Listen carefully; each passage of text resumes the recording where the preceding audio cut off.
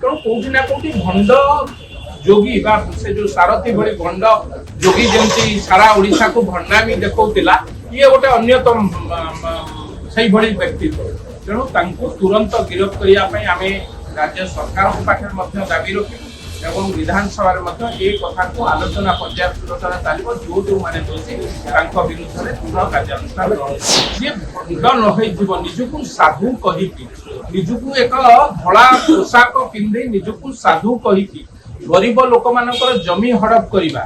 Baramunda housing ବୋର୍ଡରେ 45 ବର୍ଷ ହେଇଗଲାଣି ଜଙ୍ଗଲ ଜମି କନଭର୍ସନ ହେଇପାରୁନାହିଁ। କିଏ ଜଙ୍ଗଲ ଜମି ନଉଛନ୍ତି, କନଭର୍ସନ କରୁଛନ୍ତି, ଅଟ୍ଟାଳିକା ତିଆରି କରୁଛନ୍ତି, କାହା ବଳରେ, କାହା ଆଶୀର୍ବାଦରେ?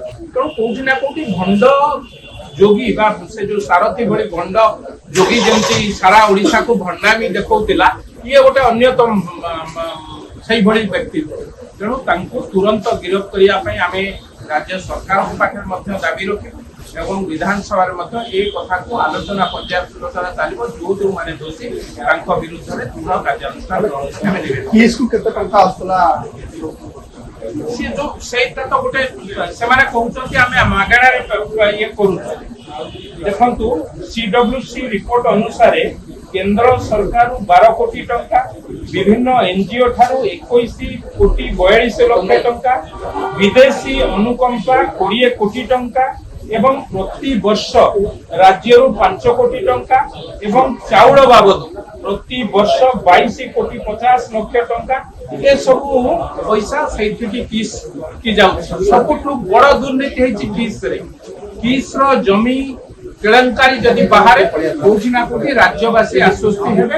ଏଭଳି ଏକ ବିରାଟ ଦୁର୍ନୀତି ଏବଂ ଯୋଉ ଅନୁକମ୍ପା ପାଇଛନ୍ତି ବିଦେଶୀ, ତାହା ସାରା ଭାରତ ବର୍ଷରେ ଏଭଳି ଗୋଟିଏ ଅନୁଷ୍ଠାନ ଏତେ ପଇସା ଅନୁକମ୍ପା ପାଇଛି। କୋଉଠି ନା କୋଉଠି ଇଏ ଗୋଟେ ଭଲ ମ୍ୟାନେଜର, ଯାହାର ଯିଏ ପ୍ରତିଷ୍ଠାତା ଗୋଟେ ଭଲ ମ୍ୟାନେଜର, ବହୁତ ଲୋକଙ୍କୁ ମ୍ୟାନେଜ କରିପାରନ୍ତି। ଏବେ ଜାଲରେ ପଡ଼ିଛନ୍ତି। ନିଶ୍ଚିତ ଭାବେ ଏ ସରକାର ବା ଲୋକଙ୍କ ସରକାର ଛାଡ଼ିବ ନାହିଁ ତାଙ୍କୁ, ଏ କଥା ସ୍ପଷ୍ଟ। जदि आपंक आम भिडी भल लगा तेब आम चैनल को लाइक, शेयर और सब्सक्राइब करने को जमा भी भूलु नहीं।